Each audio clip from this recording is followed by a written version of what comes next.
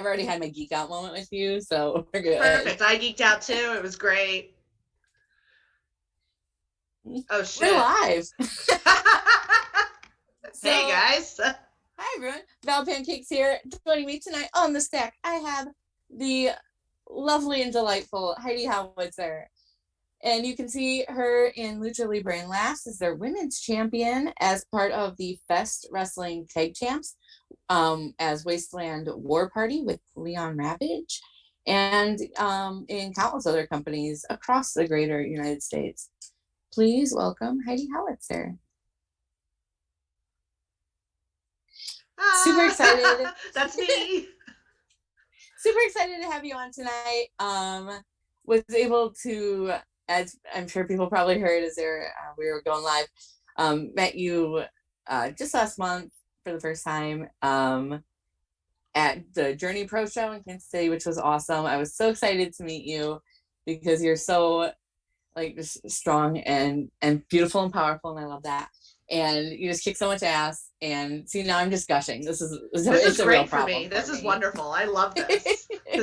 This is Heidi Howitzer Power Hour, where I just get my ego stroked.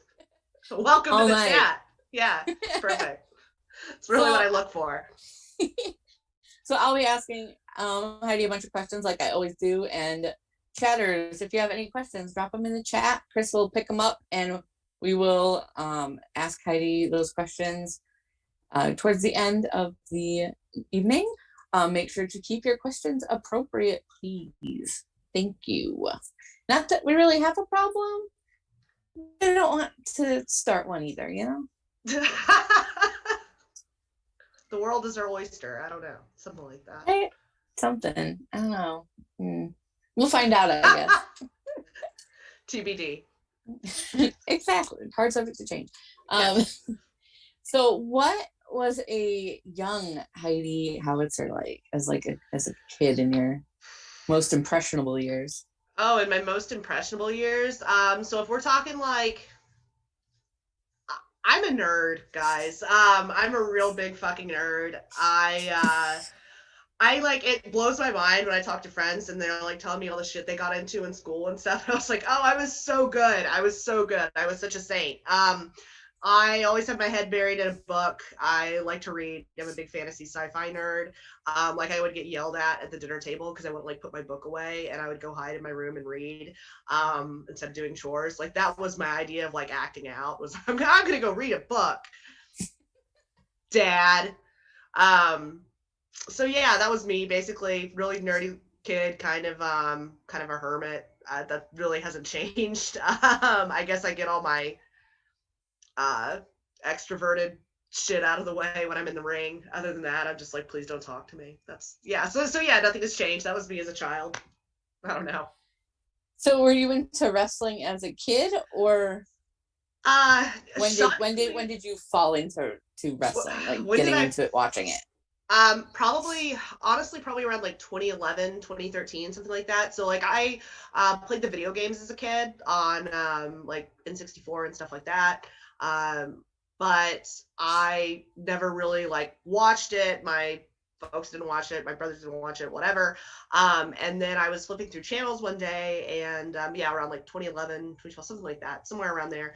And I was like, whoa, this is ridiculous. I'm going to watch this. And then we had it, and then I had two buddies, still two buddies, who are huge fucking marks, and I started going to indie wrestling shows with them. So I was going to like the VFW halls and pounding beers and heckling wrestlers before I like really started watching WWE or anything like that. It was more like the indie scene that I really got introduced to. So kind of backwards from how everybody else does it, but it's been fun, like just the slow path to discovering wrestling and everything thereabouts.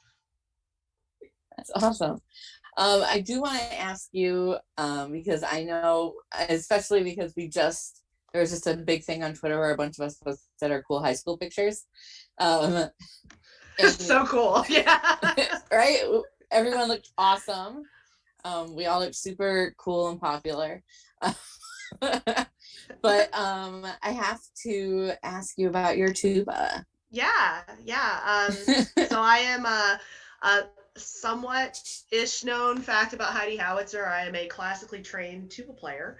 I started playing when I was 11. That's what I went to school for as well. I used to teach private lessons. I still freelance on the side and gig around. My tuba has an insurance policy. Yeah, it costs more than a lot of people's cars. But yeah, that's my, I guess, my side hustle at this point. That was originally going to be, I kind of, I guess that was my original performance outlet before wrestling. So does your tuba have a name? Shockingly enough, my tuba does not have a name. I know, right? That seems off brand for me. But no, my tuba has never had a name, but she's a curvy girl. She's nice. Very shiny. She is very shiny. Tubas are delightful. Yeah, I will say the model of it though, it is a Thor. So I've got that going for me. That's on brand. It is on brand, right? What? Now, like, I know this is completely just not wrestling related at all, but I'm just so intrigued. What? Go for it. What side hustles are they? Like, what do you do? What do you do with the tuba? Like, so, where do you just show up at like recordings? Like, how do I purvey my skills? Yeah. So there's a couple different things. I will say, a tuba is not quite as high demand as other instruments. But quintet gigs pay pretty well. When I was living down in Texas up until 4 years ago, I played Texas Renaissance Festival every season, and that was a great payday on the weekends. And I dress up, which again, huge nerd, loved that for me. And it's wonderful because it's all sight reading. So it's one of the most stressful gigs like in the city, if not in the fucking state, because you just show up and the lead trumpet player has like binders like this, and he's like, pull out this one, we're gonna play it. And you're just like, okay, boss. But between your sets, they're each like 45 minutes long, you go and you pound some beers because it's Rinfest. And so by the time you start out with like all Baroque and like classical and everything like that, and then by like set 5 you're all trashed and just playing like Queen covers. So the tip jar gets a lot better by the end of the day too, but those are fun. Wedding gigs, holiday parties, stuff like that. The only time, I mean, not to like get into religion, but like the only time I step foot in a church is when I'm getting paid to play tuba there. And shockingly haven't been struck down by lightning, so I've got that going for me, which is nice. But yeah, so do that. And then, yeah, I teach youths. So like 12 through 18-year-olds, which is always fun because they're like, oh, miss, my last name, how long have you been playing tuba? And I'm like, oh, longer than you've been alive, you punk ass kid. Fuck you. So do any of your tuba students know about your wrestling? No, there has been no overlap, but my coworkers do know about my wrestling and have actually had a couple of them come to weekend at Journeys, and they're all very sweet. They're big Heidi Howitzer fans. Their wives have like Heidi Howitzer t-shirts and stuff, and yeah, it's phenomenal. I love it. I love that. That's so great. I just love the thought of you just like, I really like, have you ever played in a ska band? I know ska bands don't typically use tubas, but like maybe. Well, so I do play trombone as well.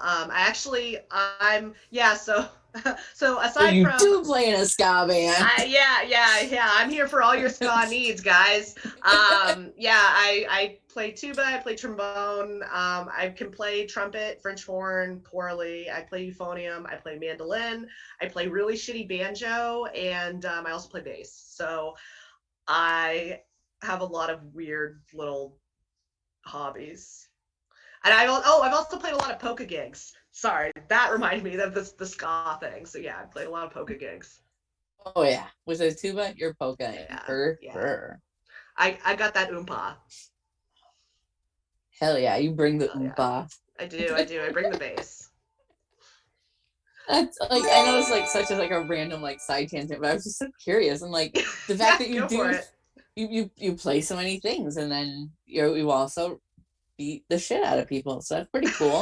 Yeah, it's a fun time. It's a dichotomy. It's great. Like, especially because, like you said, you put like a mandolin, and like to me, like a mandolin is such like a delicate instrument.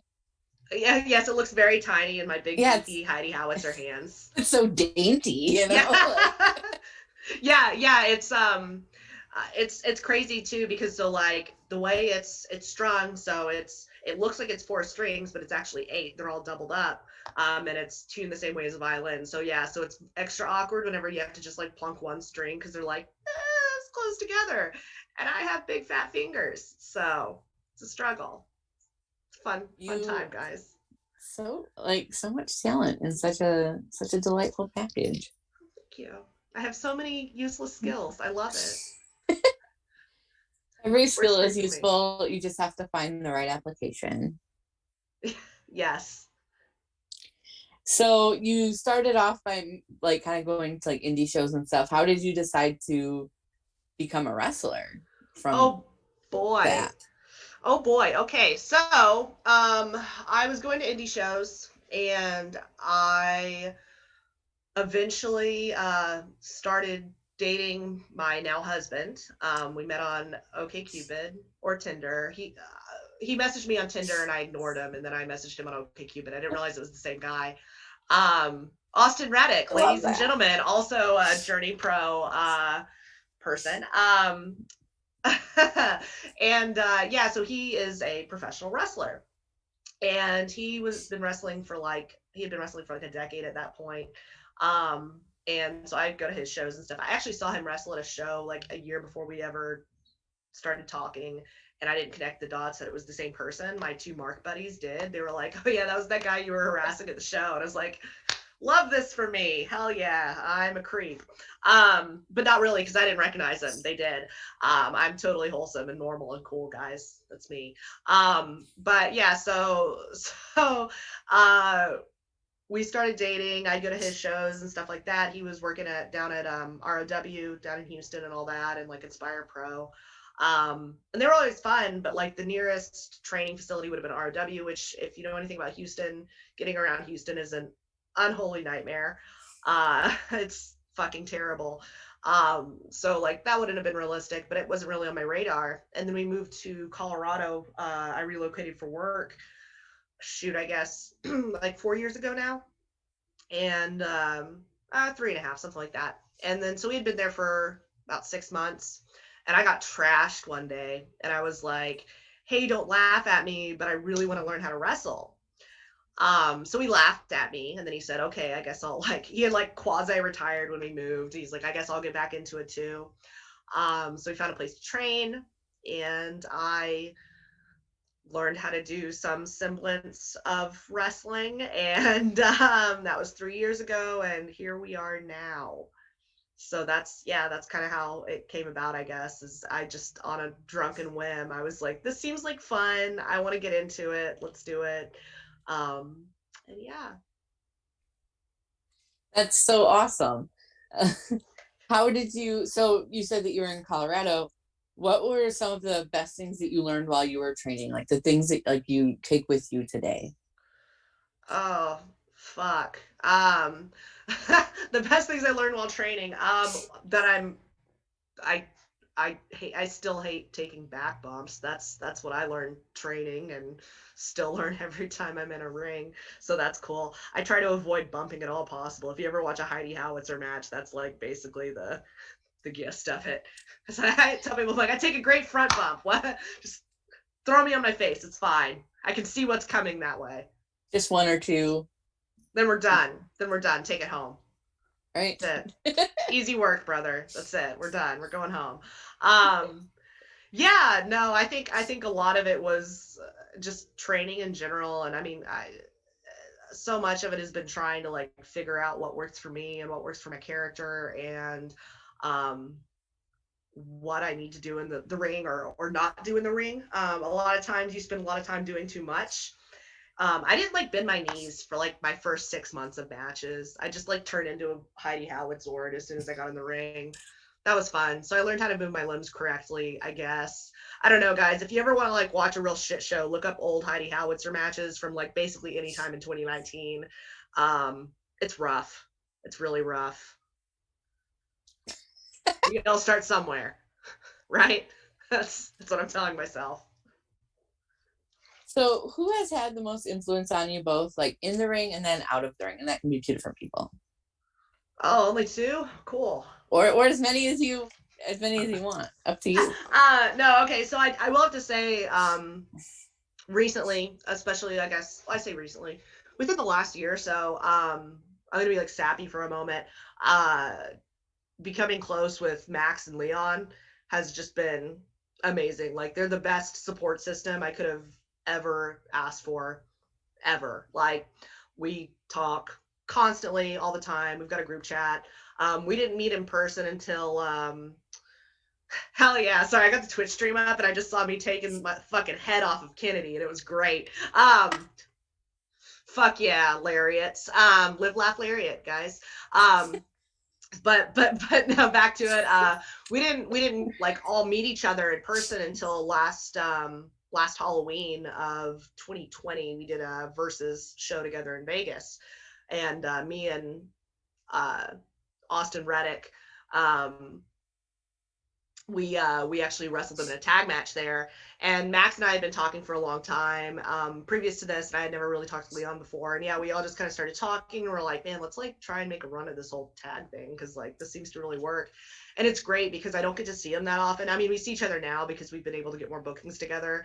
And every time we're all together, it's like we always laugh because we'll always like be in a big hotel room together, and I always end up getting there first. And one of them will like fly in at like 3 a.m., whether it's Leon or Max. And I'm always like, just wake me up. And they wake me up whenever they get in. It's like 3 a.m. And I'm like, ooh, tell me all the gossip. Tell me all the things. So it's like a big Wasteland War Party sleepover. So sorry to ruin y'all's badass cred or whatever, but yeah, it's been really nice having them.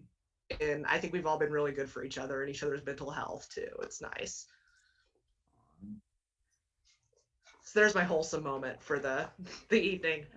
I'm all about wholesome moments. I just assume you guys all get together, you gossip, and then you just go out and pillage. I assume that there's pillage. Yeah. There's so much pillaging, mostly of like brunch places. But yes. Ooh, and the occasional Chinese buffet. Delightful. Yes, yes. I just assume that you guys go everywhere in gimmick. So I'm just gonna mentally, you guys all in gimmick going for brunch after. Basically, so it's really off-putting though because like they're both huge and I'm the smallest person on that tag team and I'm not like itty bitty by any like stretch of the imagination. You're much taller than I am. Yeah, yes, I'm quite large, ladies and gentlemen. And yeah, I it makes me giggle anytime like we'll walk into a Walgreens or something so we can all get like makeup wipes or some like extra eyeliner to do things. And like people just be looking at us and I'm like, sorry, like this is just us. We exist. And we always go get a lift in like before show days when we're all together. And I inevitably always forget to pack gym clothes. So I'm like there in fucking Doc Martens trying to like do curls. I'm like, this is cool. This is what we're doing. I mean, if it works. It works. It works. Go for it. The chemistry is unreal. I don't know. It's weird. It's fun. What are your like future plans and dreams, both in wrestling or out of wrestling, whatever you want to touch on?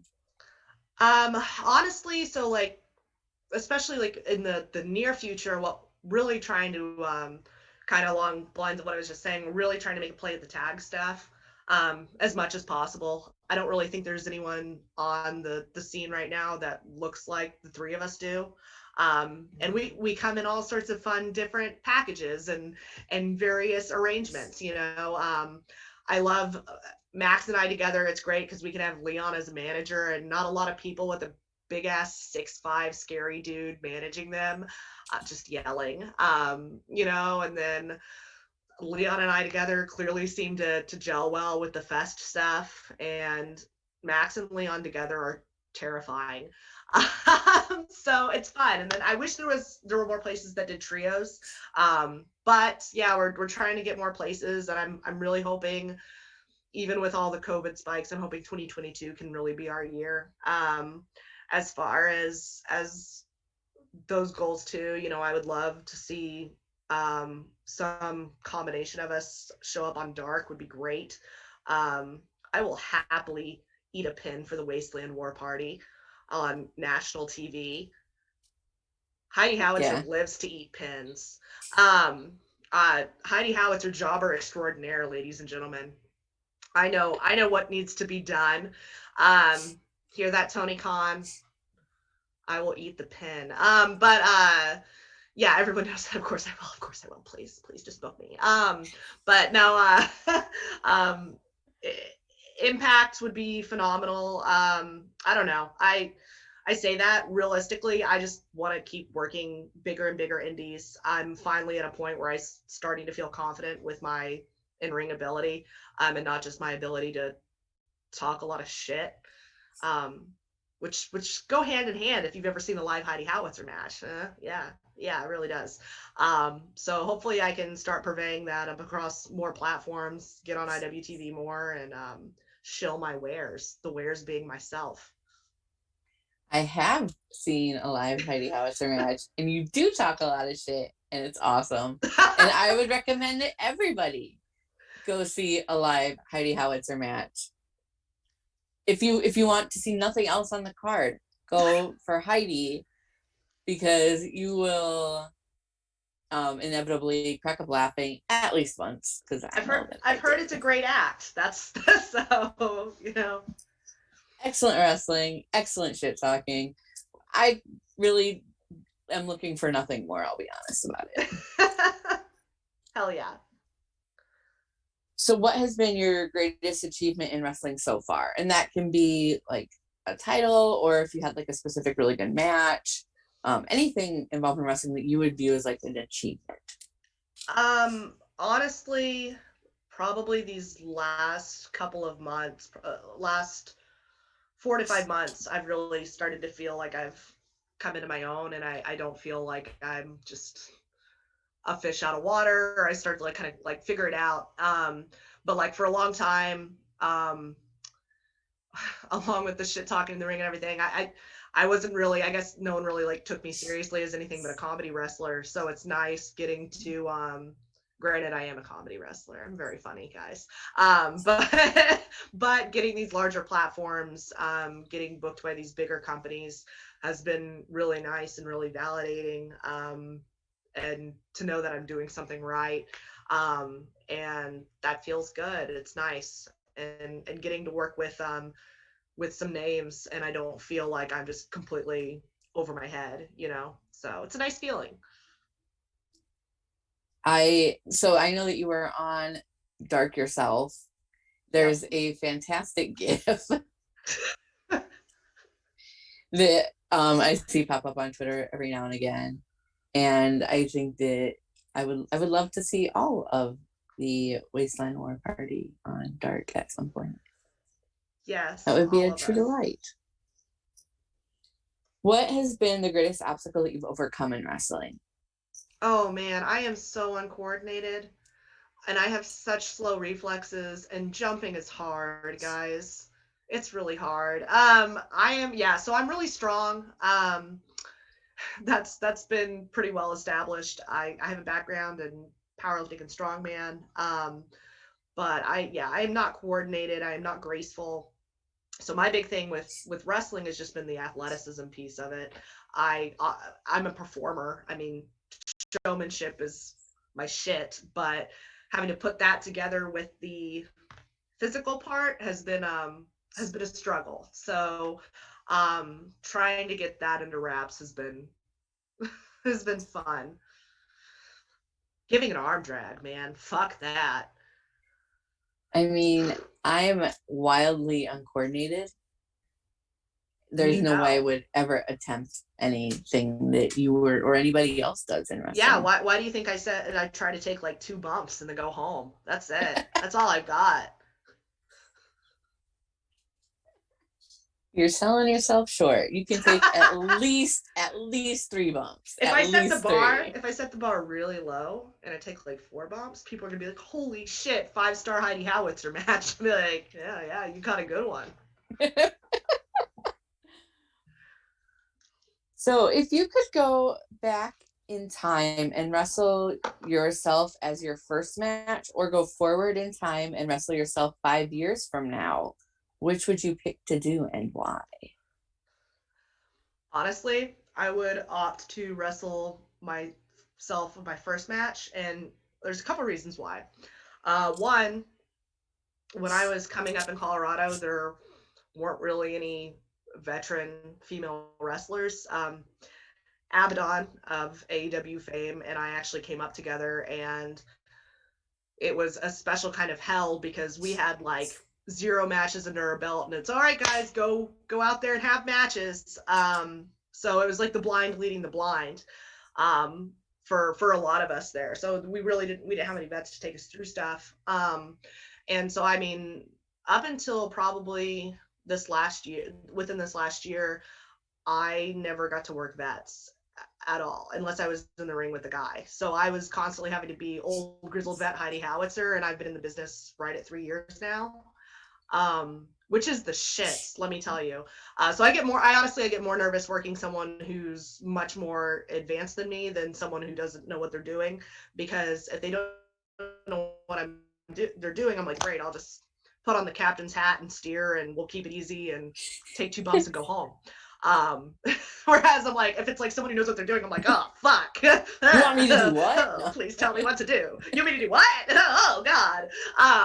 So there's that, which is I feel very comfortable leading someone very green through stuff because of that, because I've been having to do that for a long time. The other reason is my very first match was a tag match, and I accidentally stiffed a girl at the beginning.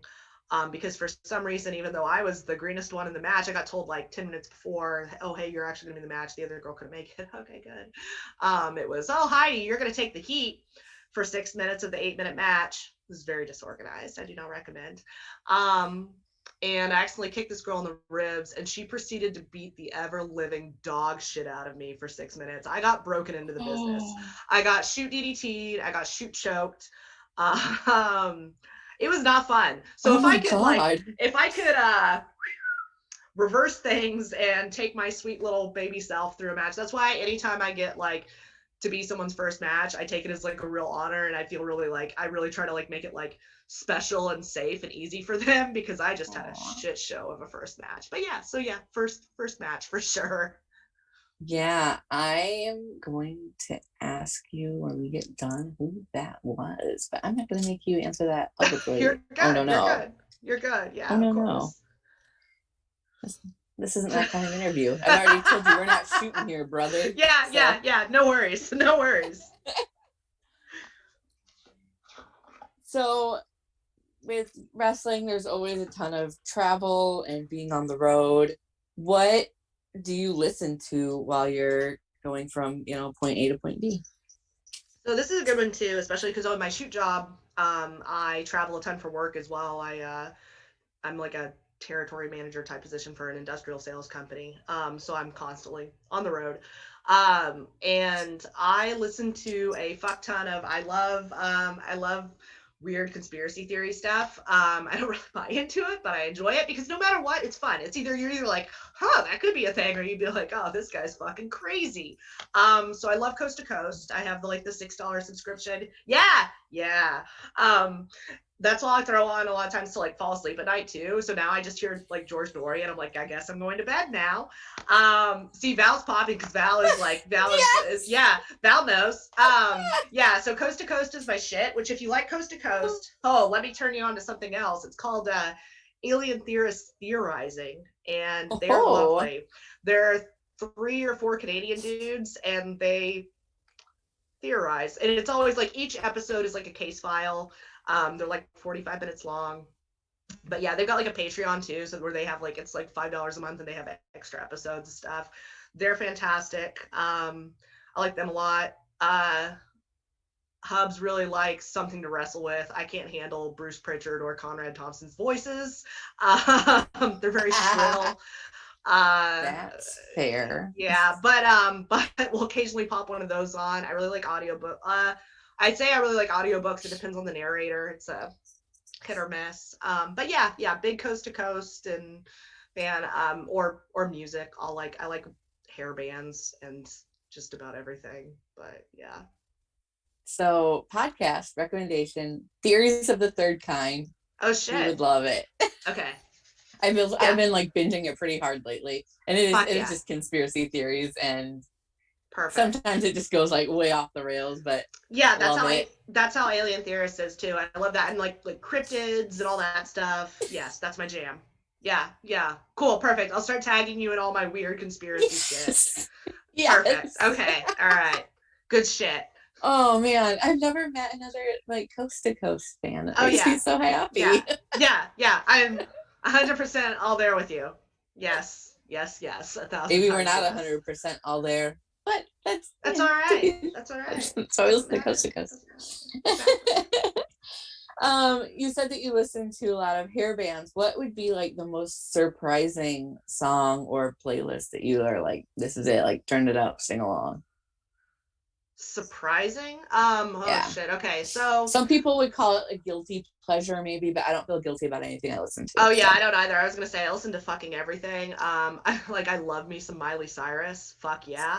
But I listen to a lot of like Houston hip hop, so like Paul Wall, UGK, Slim Thug. I love myself. All like old hair bands. So yeah, like Scorpions, Rat, Warrant, big Dio and Danzig fan. My go-to karaoke song is Holy Diver by Dio.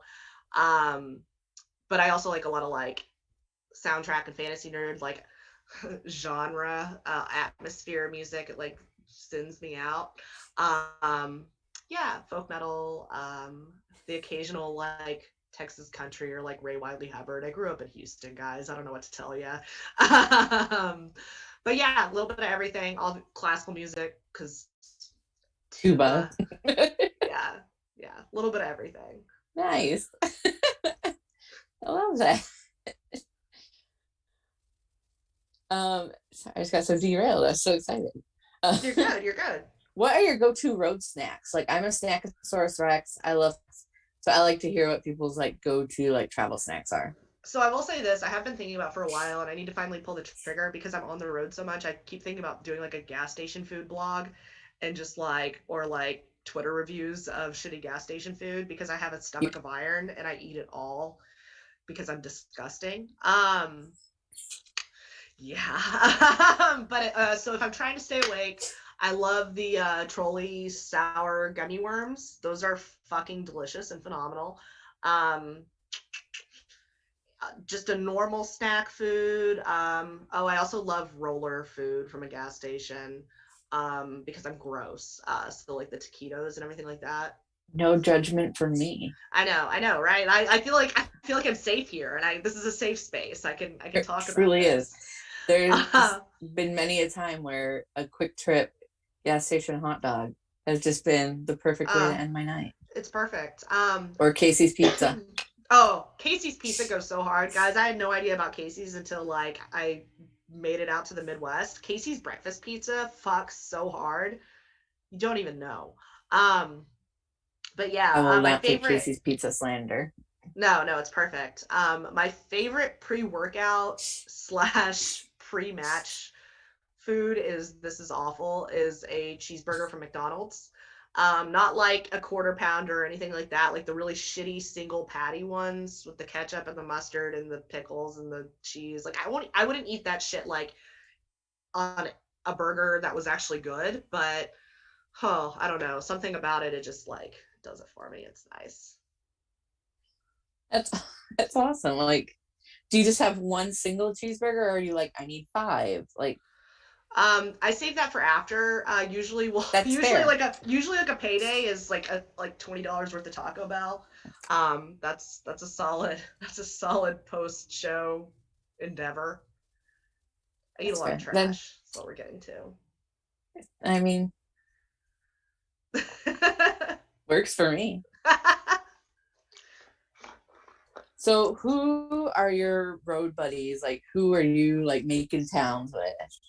Okay, so these are good ones. So Austin Reddick, because he made the mistake of marrying me. So he's stuck with me for a lot of the drives. Also, a couple of the Colorado guys.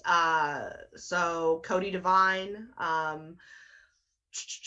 is always a poor soul that has had to share the road with me. Lovely heel, nice gentleman. The only person to ever take a Canadian destroyer from Heidi Howitzer, because he can backflip with me holding on to him for dear life. So that exists on the internet. If you look up Heidi Howitzer versus Cody Devine at Triple L, I'm giving the slowest Canadian destroyer you've ever seen.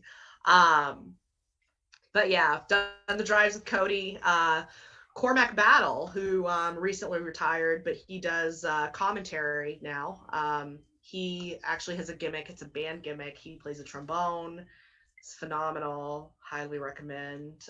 He has done some of the drives with Heidi Howitzer as well. Good brother. Taught him how to air up a tire. He's like 28. I don't know how the fuck you get to be that age without doing it, but you know what? I don't judge. I do judge. That's exactly why I'm judging right now out loud on this interview. But yeah, no, and obviously Max, Leon. But yeah, those are the ones I've probably spent the most time on the road with. So have you ever played dueling trombones? Yeah, we actually got to tag together like once, and we both came out playing. I played bass trombone. We played like Lowrider or some shit when we came out. It was great. It was solid. It's the only time that exists. I'll find a clip of it somewhere. I wanna see it. I know. It's wild, man. It's a trip. What has been your like? What is your favorite either city or venue? Like, where's your favorite place to wrestle? Bars. As a general rule, shocking, I know, for me and my gimmick. But my favorite venue was probably been Herman's Hideaway, which is where Respect Women's Wrestling in Denver used to run pre-pandemic, and it was real cool because it's very similar to you know how Beyond everyone is all right on the ring, exact same feel, but it's like in like this old, like this shady metal dive bar, so it's super dark and cramped and like gross and grungy, and everybody's trashed, and so it really doesn't matter the quality of your match because the crowd is just like super fucking into it, which is good. I had a lot of my growth matches at Respect. Thank you, Nick Gosser, for booking me always. But yeah, love Herman's Hideaway. Great atmosphere. But that's definitely probably been one of my favorites. I really like Knockin' Boot Saloon, which is where Fest has run some of their shows out of. Also a bar. But yeah, that's kind of my skis. So, what is your favorite move to take, and what is your favorite move to give? Favorite move to take is anything where I'm taking a face bump, which I so like so as a qualifier, my like first 6 months or something of matches, when I wasn't working Abaddon, I was working this girl named Simone Lockhart, who has since moved back to Australia, and Simone's finish was a pedigree. So I like, almost broke my nose like twice, and then I finally learned to like turn my head. So yeah, I took a fuck ton of face bumps and I got super good at them. So now I'm always like, give me a face bump, brother. So like DDTs are my jam. I don't know, like I'll take that shit all day. Give me a cutter. I got you. Boom. Yeah. What? No, that's probably my favorite thing to take. Favorite thing to give. I don't know, man. It'd be cool if I actually got to hit people with my finish every once in a while. No, I like doing. I do a tombstone pile driver, and that's cool. No, I really like giving. I really like giving lariats. It's just really cool getting to feel like you're just like knocking the shit out of somebody. That really does it for me. That and chops. I obviously take a lot of joy in those because I'm an asshole. Yeah. I don't want to bump people. I just want them to go, ugh. I love watching people just get chopped to shit. So yeah, chop away. It's fun to give. It's fun to take. Like, let's just fight. Fighting's fun. I like watching other people fight. I myself am not a fighter. That's fair. Do you have any pre-match rituals that you employ? Yes. I have Well, I have a couple. This one that always gets me a lot of weird looks in the locker room is I like to have someone slap like the ever living shit out of me before I go out before a match. And In the face? Yeah, oh yeah, in the face. Well, okay, so a lot of it I think stems from prior to wrestling, I power lifted competitively. And when you power lift, before you go out and you do a lift, you either like do nose torque, which is basically like ammonia and makes you like, or you're getting someone to like slap the shit out of your back or something like that to like get the adrenaline going. So I think it's kind of a holdover from that. It just like turns your brain on. And it gets me I really like, thought you were gonna say before you play your tuba. I get that too. I need someone to really like get me fucking juiced up to go, man. So I really so there's that. Yeah, so I always have someone like slap the shit out of me before I go out. Usually it's like whoever I'm gonna be wrestling, I'll be like, hey, I'm sorry, this might be a weird question, but can you please slap me? And the first question, they're like, they do this. They're always like, what? I'm like, no, please, like, I know it's weird. Can you slap me? And they're like in the face? I'm like, yes, in the face. They're like, hard? And I'm like, yes, hard. So I'm like I always end up getting like really defensive. There's two exceptions to this. I've only had two people who have not even like flinched even a little bit when I asked this, and like just immediately just Effie and Leon are the only two. And so I love the fact that it's fucking men that are just like, yeah, totally, boom. Every time, it's like every girl I've worked is so sweet and nice, and they're always like, are you sure? And I'm like, yes, fucking hit me. We were about to go out and hit me out there. Just fucking hit me back here first. Like, it's fine, please. So that's my lesser known ritual, unless you've shared a locker room with me, in which case you've seen me get the dog shit slapped out of me. And then my other thing is driving up to a venue. I always put on Tenacious D for like the last 20 minutes of the drive, which always starts out with the tribute, but the last like 5 minutes are always Master Exploder, and I sing along really loud because my voice is fucking powerful and it really like gets me in the right mindset. Have you ever had anybody flat out refuse to slap you? No, but I've had people get like where I can tell they're like super nervous, or they like just kind of barely tap me, where I'm like, cool, I'll just find someone else to like fucking get me. So I'll find someone else to lay it in. yeah. I'm like, come on, brother, we're working snug. So if you had an action figure of yourself and it was one of the ones that like talked, oh boy, what would you have it say, and what accessories would you want it to come with? Oh, okay. Well, it would definitely come with shoulder pads. Naturally. And naturally. I would definitely have interchangeable hands to be able to do this and this, obviously. And it would probably come with some kind of food item. I don't know if that's a cheeseburger. I don't know if that's like some tacos. I don't know. It's gonna come with some kind of food. Maybe a beer. I don't know. And then maybe 2 beers. That could be exciting. Then you can clink with clinking action. Heidi Howitzer. I can cheers myself and all the other action figures. And what would I say? Oh boy, probably nothing appropriate. Not fun for all ages. Yeah, Fun that's for a all tricky ages, one. Heidi Howitzer. Fun for all ages, Heidi Howitzer. Oh boy. Yeah, probably something snarky. You snarky? What? No, I'm a baby face. If you could create your own title, what would it be for, and how would it be defended? Oh, fuck. That's a good one. If I could create my own title, what would it be for?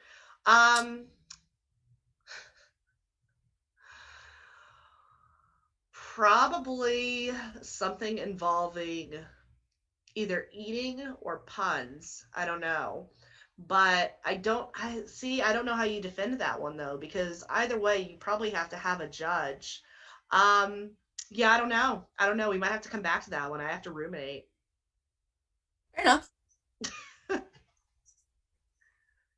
other than your gear bag and ID, wallet, purse, whatever, and your phone, what do you not leave for a wrestling trip without? I love having gum with me. I don't chew during matches because I just assume I'm gonna spit it up like immediately because my mouth is always fucking open because I'm yelling the whole time. But I like smacking gum like an idiot most of the time while I'm backstage. Um, a fuck ton of gel eyeliner because all of this has to happen. Um, yeah, snacks, uh, water, so much water. Stay hydrated, guys. That's how you get blown, is by not staying hydrated. Um, yeah, I don't have anything too special because, to be completely honest with you, if I'm flying, my shoulder pads take up so much fucking space in that bag that I have to pack very sparingly.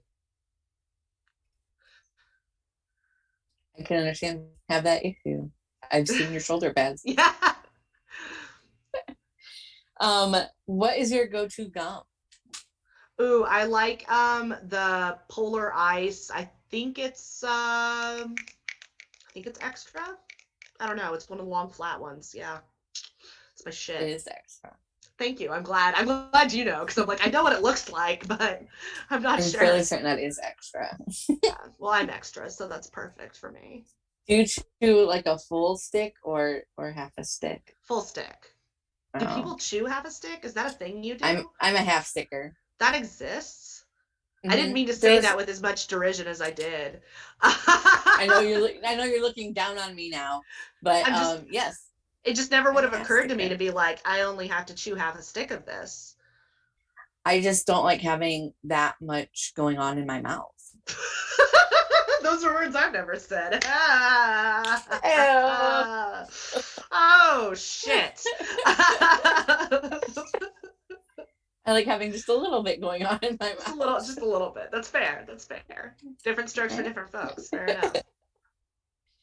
There was somebody I talked to, I think, before last that was also a half sticker, and I was like, they're half stickers. Yeah, I've never heard of that. That's like a whole weird subculture that I never knew gum chewers.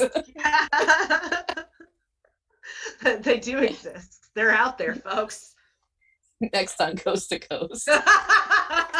Half stickers. Who are they? Where do they come from? What do they want? To be on their Twitch show.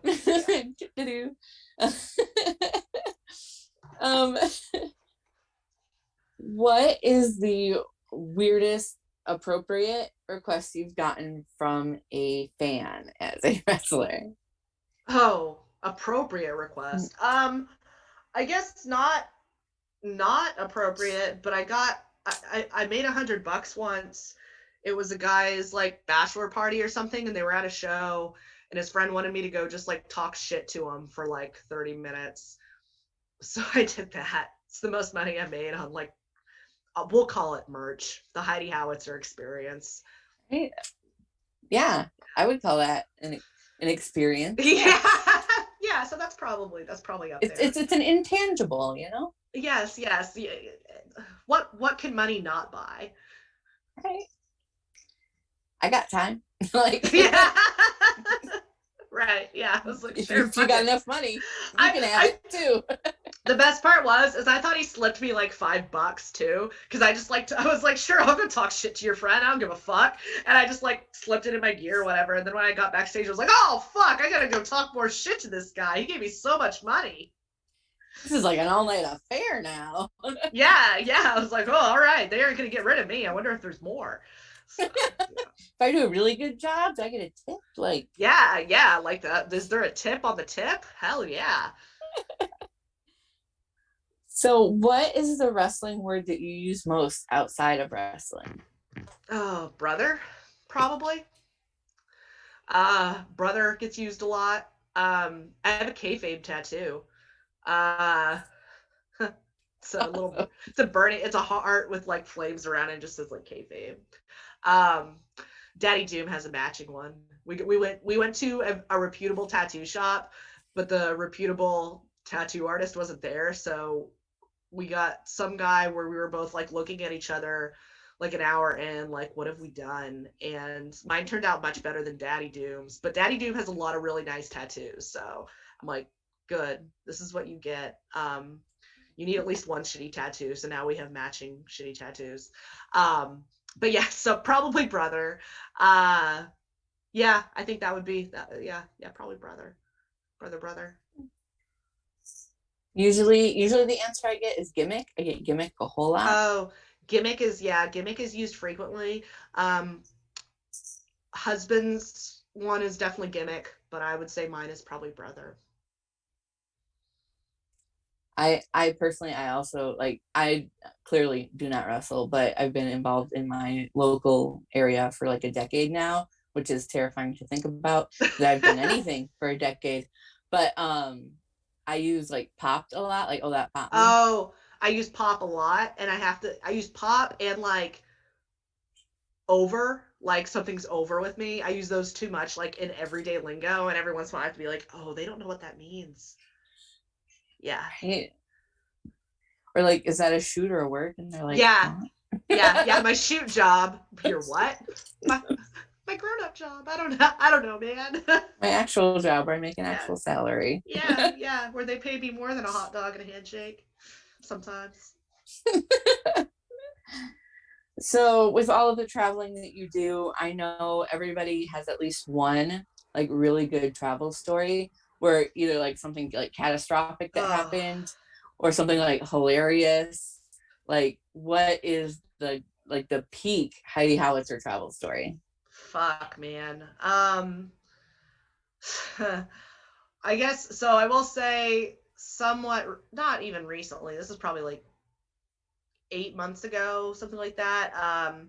We worked New South, and I was flying to Alabama, and fuck, I had a 9 hour layover, or not layover, 9 hour delay, and the promoter was putting me up at a Red Roof Inn, something like that, which is fine, cool hotel. And I didn't think about the fact that because I would then be getting in like after the original check-in time, that I should call in advance and let them know, hey, I won't be here till X time. Please don't give my room away.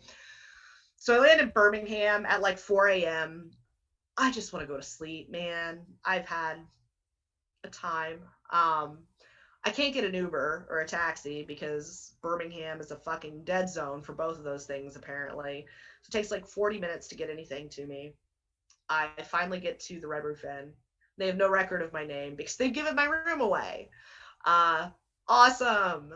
Cool. And Max was going to be getting in like later that morning, and we were going to be in the same room. So Max no longer has a room either. Luckily, I have like 8 million Marriott points and reward shit for all my other travel I do.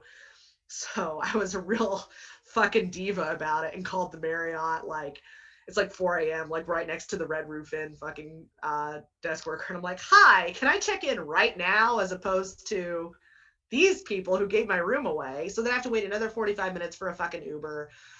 Luckily, that Marriott checked. Yeah, I checked in, had an early check in at like 5 a.m. in a Marriott. We ended up staying there. But yeah, that was fucking brutal, man. It was, yeah, 9 hours till my flight. And then I get there, a hotel. I don't even have a room. Had to book another hotel.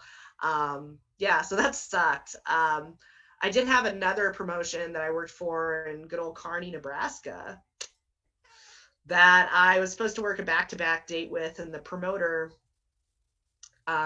Shindy promoter, told me I would have a room. Yeah, told me I would have a room that night. I would be sharing with good old Cormac Battle, trombone player. We'd have two queens. Great, no problem. All of this discussed in advance. We get there, we do the first show, go, great, can you give me the info for the hotel room? Oh yeah, you're gonna be bunking with these guys. And these guys are like Confederate flag tights who've been making creepy comments about me the whole night. I was like, that was not part of the agreement. So Oh no. left there, yeah. Wrestling's fun, guys. Wrestling's super fun. Yeah, so not like I can't think of any of the fun stories, but yeah, those were definitely the more ridiculous Horrific. yeah I have stories. an idea in my mind who you wrestled for. but I don't know for sure. But that's a question. Yeah, wait for after the off show. air. Yeah, yeah.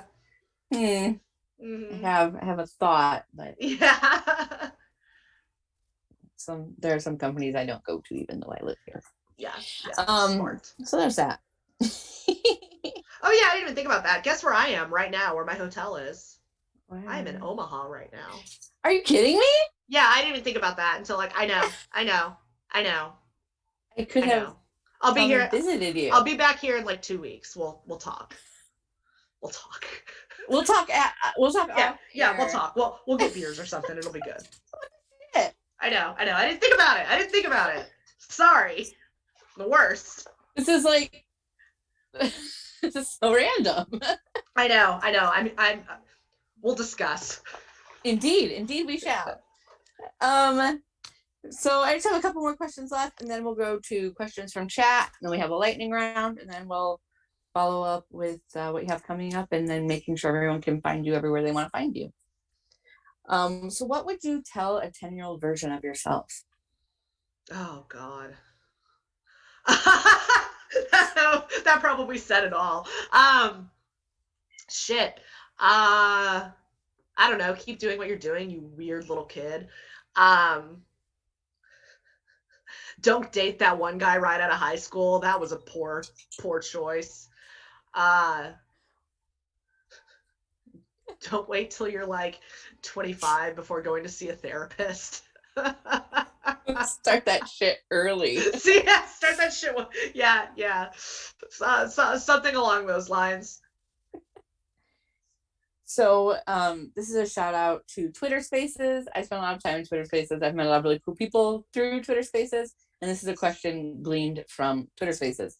What is the biggest animal that you could take in a fight with just your hands, no weapons? And you can pretend it's attacking you. You don't have to attack a defenseless animal. Oh, good. Okay, I was like, I don't want to fight an animal. What if I just want to cuddle? It's coming at you. So it's coming at me. Like, it's ready to fucking go. Yeah. Okay,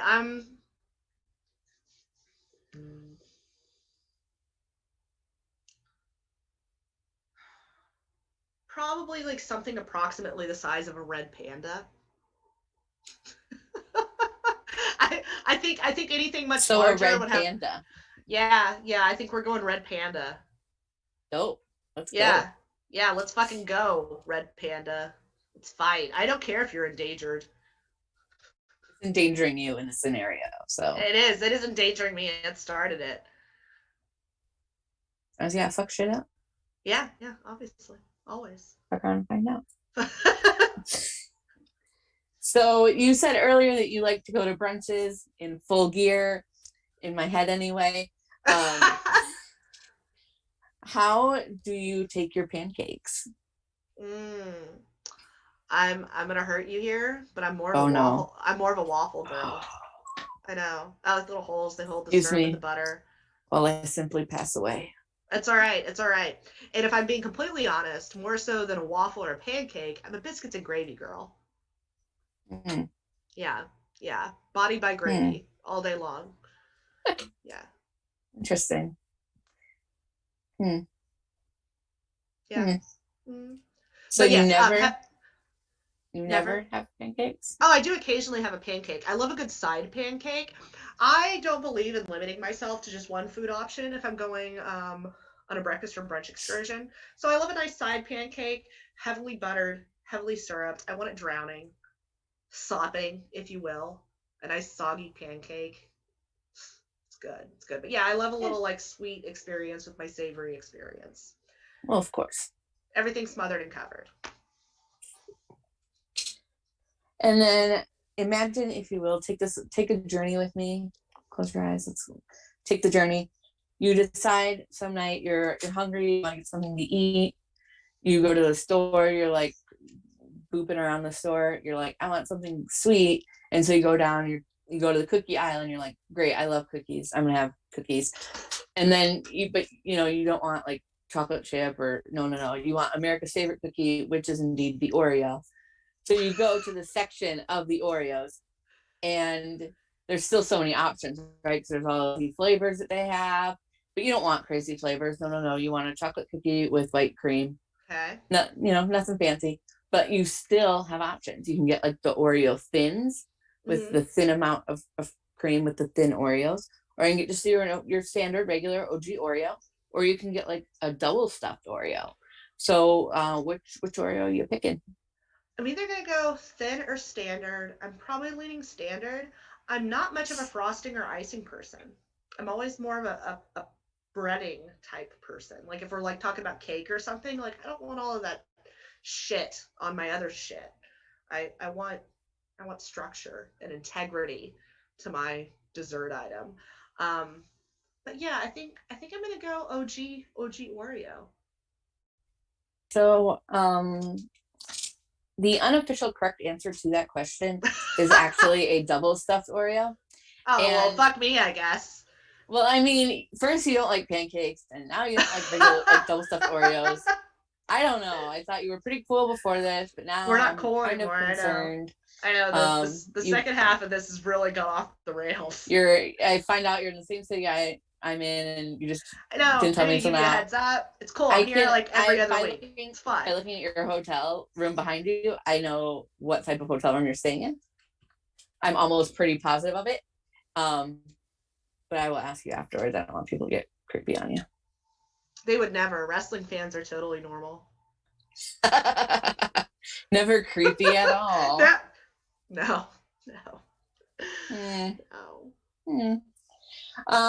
Christopher, do we have questions from the chat? Oh, yes, we do. Chat came strong tonight. There is lots of questions in the chat. So so much chat. we will try to move through these. Much chat, so questions. We'll try to move through these quickly. Old bad guy, right off the top, who is on the list of wrestlers you want to engage in battle with? Ooh. Okay, so I know I just worked her, but I would really like to work Masha Slamovich again. Because it was phenomenal, and I just want to fight her constantly. I think that's like on everybody's list right now, though. Masha's the fucking shit. I really want to work the Hex as Wasteland War Party, so I guess me and Max for that one. So come on, NWA, let's fucking do it. Or wherever, just book us. That's fine. I really want to work the Howlettes. Hoodie and Anaya actually had a very large part in training me. So yes, getting to work them would be fantastic. A lot of tag matches I'd like to make happen. Awesome. Nice. So those are matches you want to make happen, but in the past, Old Bad Guy also wants to know, what's your most satisfying win you've had so far? Oh, I do not win very much. If we're being honest. Shit, when was the last time I won? Oh, I beat Kikutaro like a year ago. That was fucking cool and awesome, and I geeked out super hard about it. So that's probably up there. I had to think about like what was the last match I won. I don't actually know. Freddie Hudson, yes, that Freddie Hudson, the wrestler, is in the chat. Hudson. And he wanted to know, have you and Max ever wrestled one-on-one before tagging together? We have not. I would love to wrestle Max, although it probably hurt. No, we'd probably have a lot of fun together. Wrestling the people you like, love, and are close with is always the most fun because you just like beat the shit out of each other. So yeah, I would love to have a one-on-one with Max. I think it'd be fun. Would you want to wrestle? Also, I was gonna say, would you want to wrestle Freddie Hudson? No, fuck Freddie Hudson. No, yeah. Wrestle Freddie Hudson. Sorry, Freddie. All we wanted to hear. Apologize to him. I was going to backtrack and say, actually, I did just remember a match I won. I really enjoyed, I did a triple threat with Heather Monroe and Leva Bates at Triple L for the women's title. Actually, it was a tables match, and that was a really satisfying win. I really liked that one. Mostly because I almost broke one of the tables with my own ass before actually putting Heather through the table. So, whoo, dodged that bullet. All right, so we're going to come back to Old Bad Guy. So you were talking about powerlifting, and do you have any thoughts about doing more of that, more strongman powerlifting? Yep. That's it.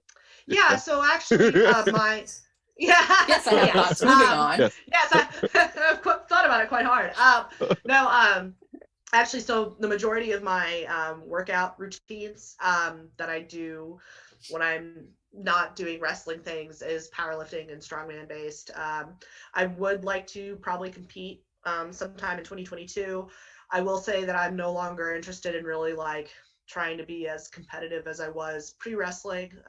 It's pretty rough on your body.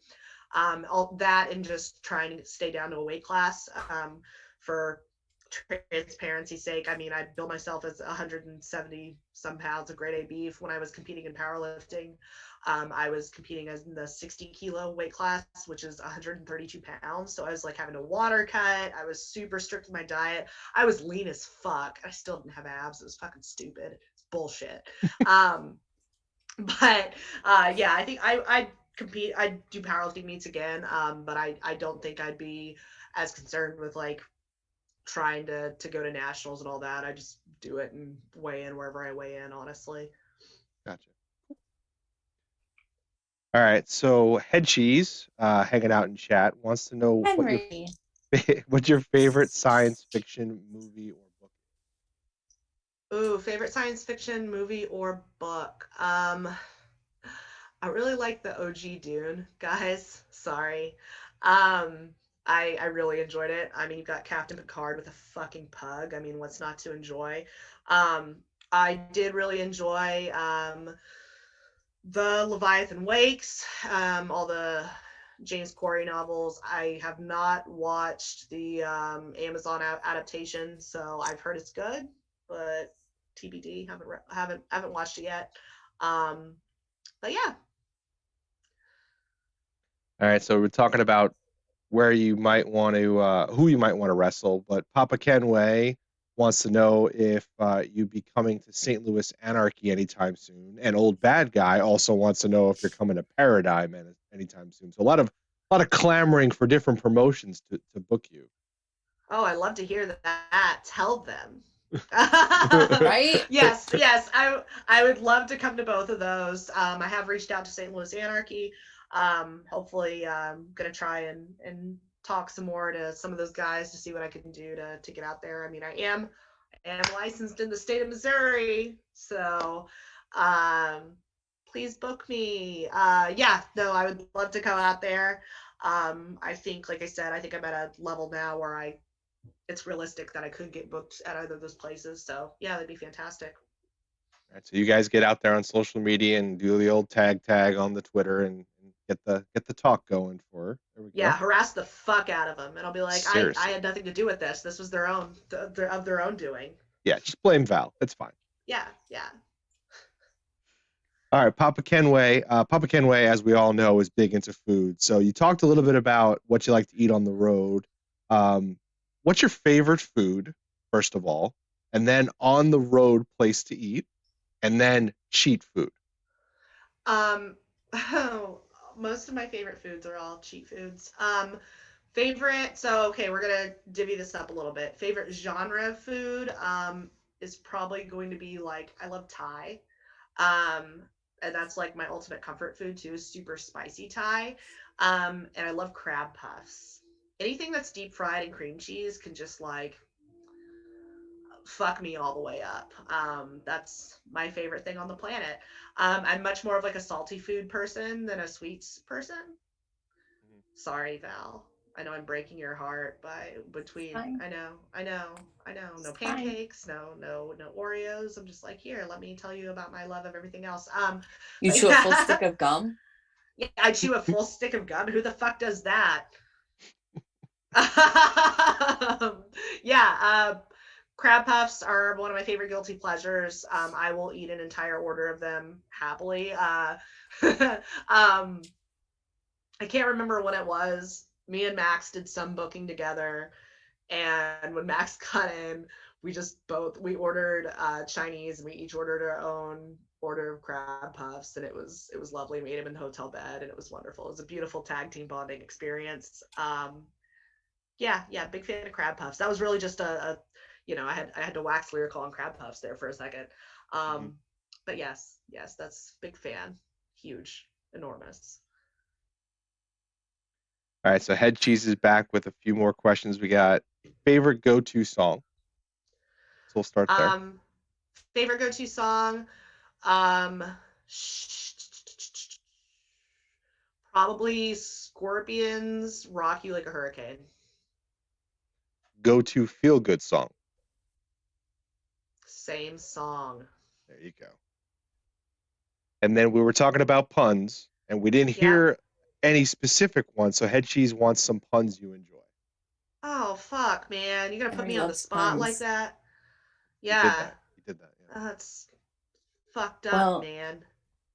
When you were talking about Dune and you said Captain Picard with the pug, and in my mind, I was like Captain Pugcard. Ah, Just there you go. Captain Pugcard. Val answered that for you, so I don't have to. Well done, Val. It's the real hero. The hero we deserve. Here, just lob one in. Kobe. Papa Kenway comes back, alive or dead. Anybody, past or present, dream match. Okay, we're gonna go. I've got a couple. Dream match period. Mako Satomura. Mako Satomura, Bull Nakano, and then on the boys' side, Bam Bam Bigelow. For sure. All right, last question from the chat. Late entry. The captain himself, Captain Chuckles, would like to know, would you ever team up with a flute player to do a tuba flute duet? Of course. Highs and lows, baby. Contrast make things all the sweeter. Be lovely. All right, so we're going to have to book that somehow because our own Captain Chuckles is a flute player.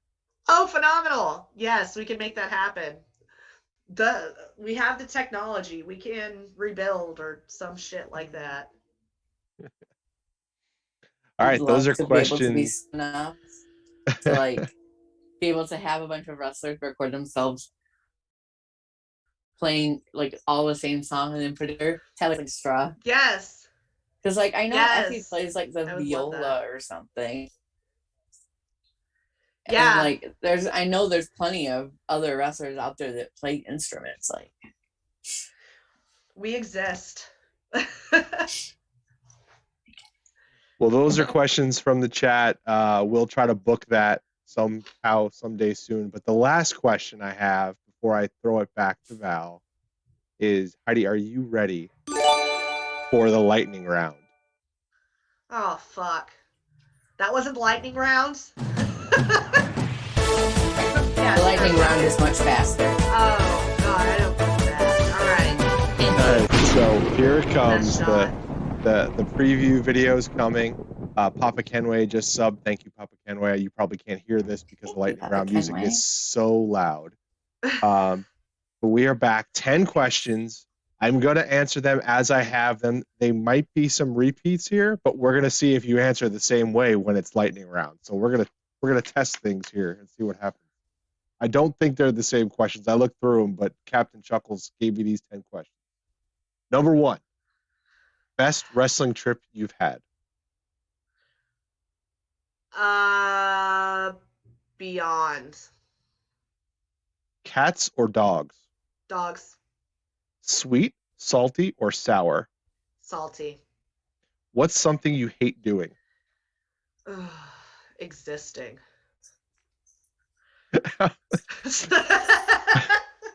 Okay. Number 5. Outside of wrestling, have you met a celebrity? If so, who? Yes, but I can't I feel like I'm on the spot here. I don't know, man. George Strait. Yeah. Oh, yeah. This is the lightning round. You are on the spot. Number 6, hardest part of music school.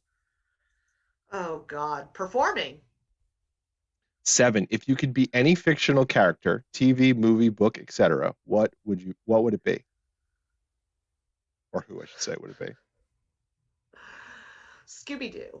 He gets to solve mysteries and get snacks. There you go. Do you believe in the whole New Year's resolution thing? If yes, did you make any? Oh, absolutely not. If you could have dinner with anyone living or dead, who would it be? Boldecano. And the final question, how long would you last in a zombie apocalypse? Oh God, like 5 minutes. Well, congratulations. I You survived the zombie apocalypse that is the lightning round. You got past it. It wasn't as bad as I think you thought it was going to be. We put you on the spot. Thank you, Heidi. Val, I'm going to send it back to you before she gets angry and I get front bumped into something bad. Well, I mean, you know, I wouldn't want to survive without electricity. I'll be honest about it. And if when that goes, then so do I. Yeah, so I'm like blind as a bat in real life. Yeah, so if I don't have my glasses, I assume my contacts are like only gonna last so long. Glasses, ooh, and also like I just want to hang out with my dog, man. Like if he can't come with me, then fuck it. We'll just, call it a day. Hey, I'll just take care of things and be done with it. Yeah. I'm not gonna be big on like living in a zombie apocalypse. Yeah. Thanks, but nah. I like how everyone's like only 5. And I'm like, yes, only 5, about 5 minutes. Be like, oh, we're done here. It's like, oh. So what upcoming shows do you have? Sure. So I've got Lucha Libre and Laughs next Friday, actually, on the 14th. I will be wrestling Volcana, defending my Triple L Women's Championship. So come at me, bro. Hell yeah. Yeah. I have on February 5th, it hasn't been announced yet, but I think it will be announced soon. I will be at New South. And then on February 12th, I will be at Wrestle Rave down in Houston. And both at New South will be a tag match with Max, and I'll be tagging with my husband down at Wrestle Rave against the Kirks. So that'll be fun. I'll finally get to live out my hardcore dreams. I've never had a hardcore match, so I finally get to do that one. Happy Valentine's Day to me. And then yeah, I don't know what I have much past that, but we'll see. Well, hopefully COVID doesn't take everything away from us again. Yeah. Oh, well, I was gonna say I have Journey Pro on February 18th. It is. That's the next one. I had to think about that, but yes. February 18th. Yeah. Delightful. Have fun with the Kirks. Casey is friend of the Bald Monkeys. Brandon is also there, but I hope that is that going to be like and maybe you don't know the answer to the question, is that going to be out anywhere for people to see at some point? I believe it's going to be on IWTV. Brilliant. So, yes. Dope. I think, yeah, Wrestle Rave seems like they're doing a good job getting their production going. So yeah, I'm excited about that. And it'll be my first time wrestling in my hometown too. So it's pretty exciting. Yeah. Awesome. Like that's so cute. I love when people can do that. Yeah.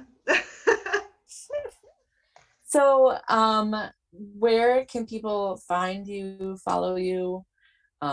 Twitter, Instagram, if you have Twitch, a fan, Facebook, YouTube, OnlyFans, TikTok, MySpace, I don't care. Sure.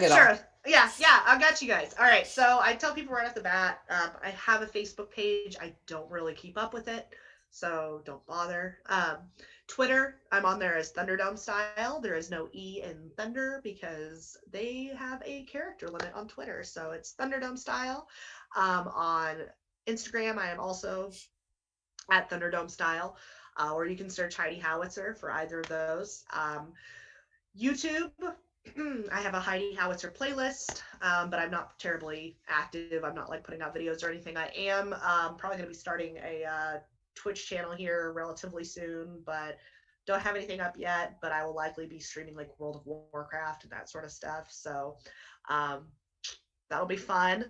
But yeah, that's where you can find me. Highly recommend my Twitter. I'm mildly entertaining most of the time, so enjoy. As somebody that follows you on Twitter, you are way more than mildly entertaining. I am mildly plus. You're at least moderately entertaining. See, there you go. That is a ringing endorsement from the pancake lady herself. So, which nobody yes. knows or cares about, but that's nonetheless not here nor there. Thank you so much for hanging out with me tonight. I appreciate you taking time out of your evening to spend it with me. This has been The Stack. I'm Val Pancakes. This is Heidi Howitzer. Make sure to follow Heidi, Twitter, Instagram. When she gets a Twitch, follow her there too.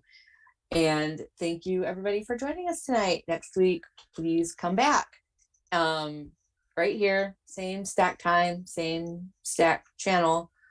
And I will get to catch up with a friend of the Bald Monkeys, Mr. Jay Walker. So please tune in next week. And thank you once again, Heidi. Of course.